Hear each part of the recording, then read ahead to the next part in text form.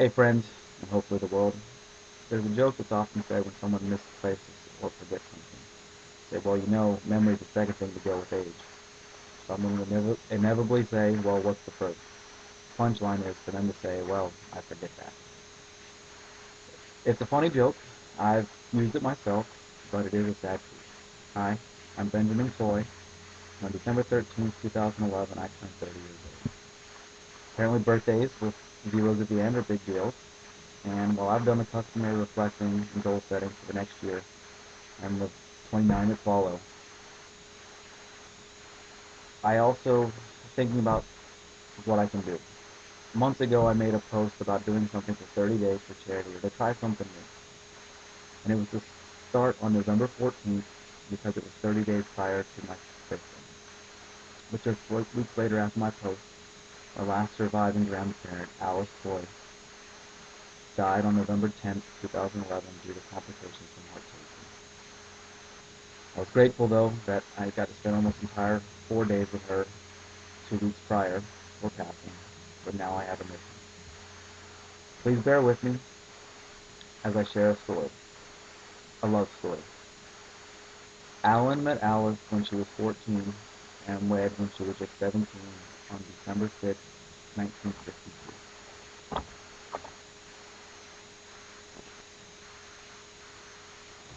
They had 5 children, all spaced 2 years apart. David, Roger, Donald, Sandy, and Pam, the father being Roger. They both came to know Jesus as their Savior in their mid-50s and raised their kids in a loving, Christian, caring household.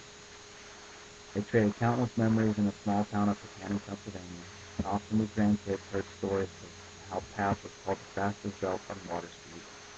When someone wasn't listening, his child or someone else's, he could unbuckle, remove, and snap his belt in under a second. We were told how they were taught their children to love so much that my father once offered to take a spanking for one of his sisters.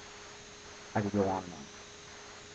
Alan Ray Toy served in the U.S. Army Air Corps and was part of the cleanup at Hiroshima. I'm not certain, but believe this is what caused him to lose a sense of taste and smell.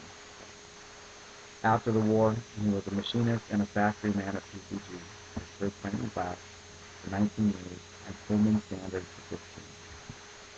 It was there that he pressed a silver 50-cent piece into a ring for my Nana. United States and half dollar can still be read on it, and it was given to me several years ago, but now I wear it daily. Sorry. Get sidetracked. Well, okay, back to my story and my mission. In 1980, Alan was diagnosed with Alzheimer's, a recently named disease that was typically just referred to as dementia.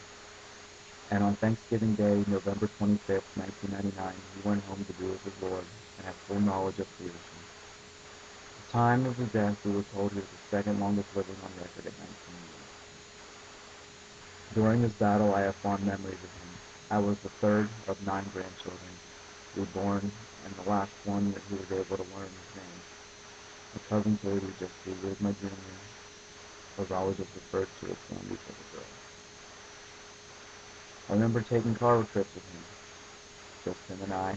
I was 5 or 6. We would get lost, either going to church or going to see his mother, and I remembered I used to direct him. When we'd get back, I would say to him, "Don't worry, Pap, I won't tell anyone." I didn't know what that meant.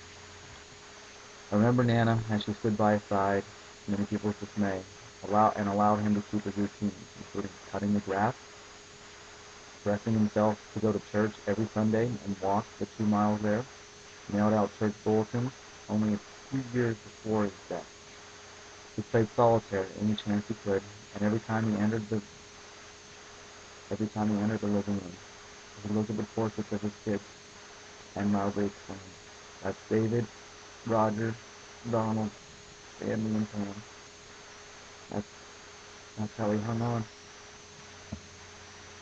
I saw him relearn some skills as well as I saw him relearn some skills after using some of the newer Alzheimer's drugs at the time.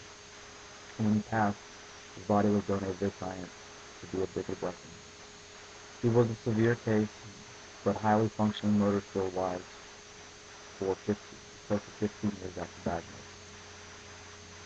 So as I ramble and reflect, this is my call to action.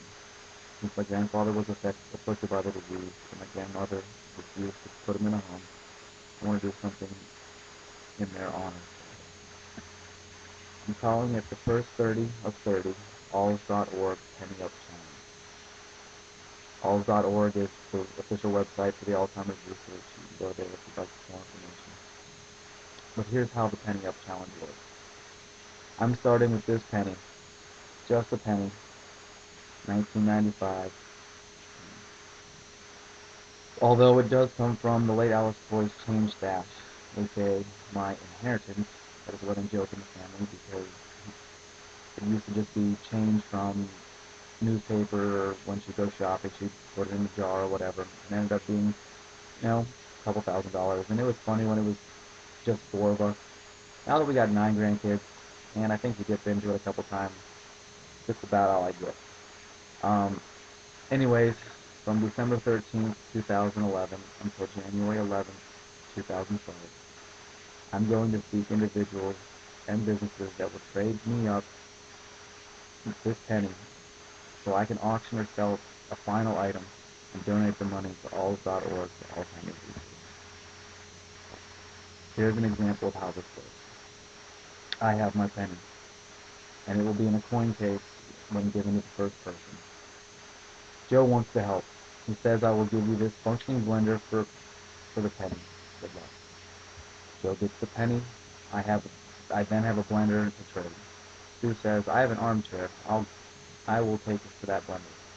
You can have it to that blender.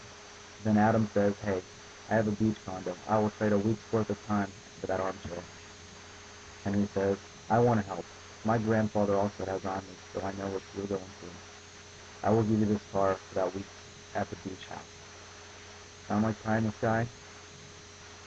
Well, I had a friend do the same thing for a charity last year, and in 30 days' time, he was able to take a single penny and trade it up to a service that was valued at $50,000.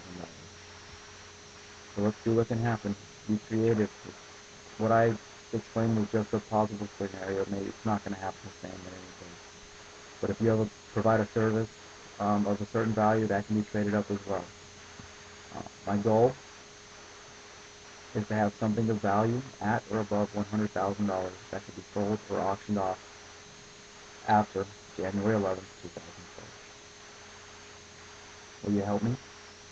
Remember one thing you can do if you're not able to participate in the trade-up side of things is to spread this message for me. Spread this video.